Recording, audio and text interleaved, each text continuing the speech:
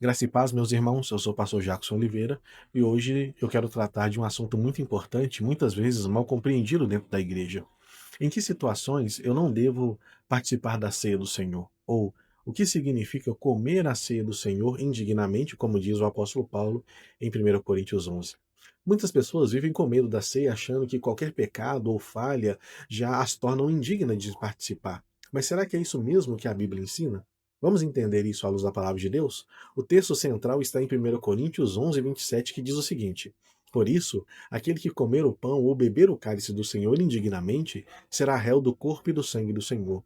Esse é o texto sério, solene e que exige muita atenção. Mas para entender esse texto corretamente, nós precisamos analisar o seu contexto, e não apenas um versículo isolado. O contexto está em 1 Coríntios 11, 17 ao 34. Paulo escreve essa carta à igreja, ou seja, a pessoas convertidas. Ele não está falando como incrédulos. No versículo 20 a 22, Paulo explica o problema. Diz assim o texto. Eu estou lendo na versão da NVI. Quando vocês se reúnem, não é para comer a ceia do Senhor, porque cada um come a sua própria ceia sem esperar pelos outros. Assim, enquanto um fica com fome, outro se embriaga. Será que vocês não têm casa onde comer e beber? Ou desprezam a igreja de Deus e humilham os que nada têm?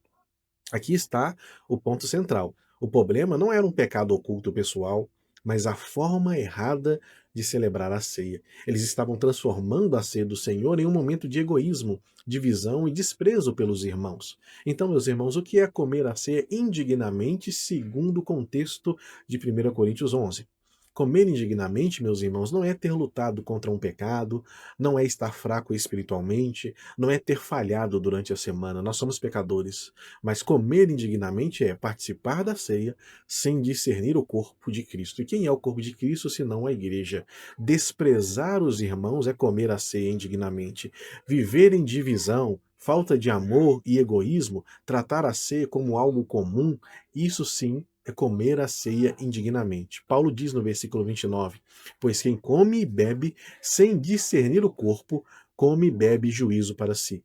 Discernir o corpo não é apenas entender o que é o pão e o que é o vinho, mas compreender que nós somos um só corpo em Cristo Jesus, conforme Paulo diz em 1 Coríntios 10, 16 a 17. Então, o grande pecado daquela igreja era a desunião.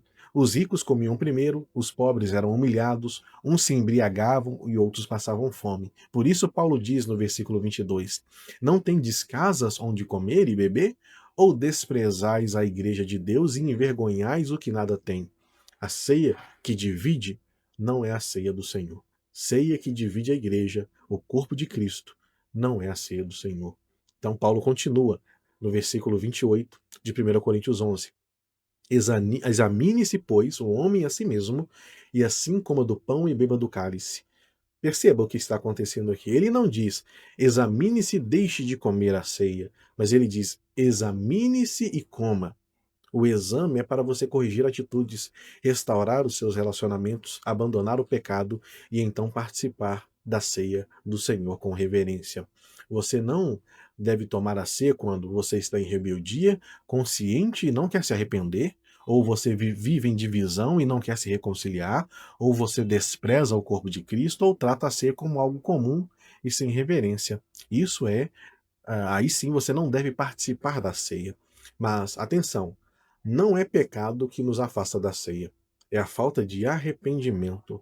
A ceia não é para perfeitos, a ceia é para arrependidos.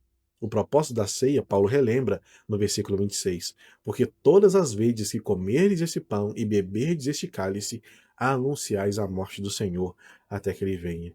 A ceia é um memorial, é comunhão, é anúncio do evangelho e é fortalecimento espiritual. Portanto, comer a ceia dignamente é discernir o corpo de Cristo, viver em comunhão com a igreja, buscar reconciliação e participar com fé e reverência. A ceia não é um prêmio para os perfeitos, mas é um meio de graça para os que reconhecem a sua dependência total de Cristo Jesus. Se há algo a ser ajustado, meus irmãos, ajuste.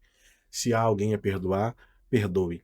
Se há pecado para confessar, confesse. E então, aproxime-se da mesa do Senhor, porque ela é lugar de graça, de restauração e comunhão. Examine-se, pois, o homem a si mesmo, e assim coma do pão e beba do cálice. Jesus te abençoe. Fiquem em paz.